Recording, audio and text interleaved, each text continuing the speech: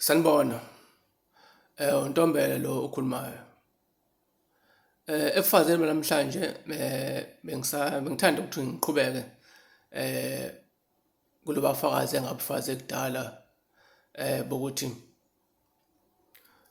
uNkulunkulu kuyenzeka ukuthi ashintshe umzimba uma kade efike kwelinye izwe, mhlambe efike eyiShayina bese efika kwelinye izwe mhlawumbe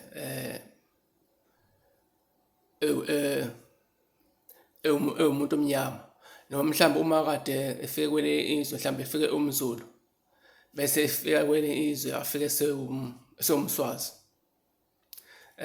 Ngizokhumbula ukuthi ebufazini obedlule ngifaze lapho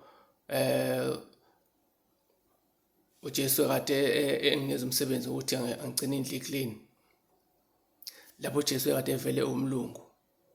Kwase kuphinda futhi wayesevele sewumuntu omnyama lapho kade enginikeza khona umsebenzi ofana ncimishi nalo kade enginikeza eqaleni kade ethi angigcine indlu clean.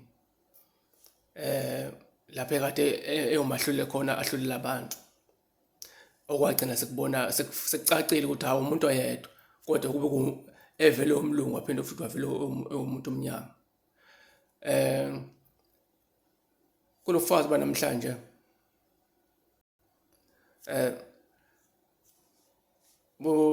lapho ngisithola ngisendlini futhi endlini nginomunye ovela yena uvele ikhaladi, yena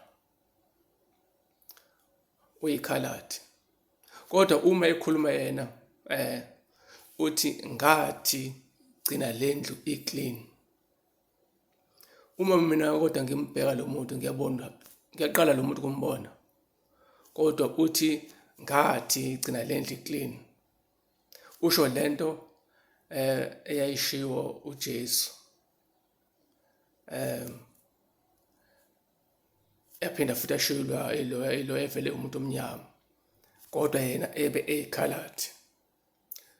Nalabo futhi okwagcina sekufela khona ukuthi kusewumuntu oyedwa kusona zonke leziqu lezi ezintathu nje evele ukuzana evele umuntu omnyama wavele umlungu manje usevele ikhaladi. Uthi ngathi igcina lendlu iclean, okufazela kona ukuthi uNkulunkulu ngempela uyawushintsha umzimba. Ngiyabonga kakhulu ngalobufakazi. Inkosi inibusise.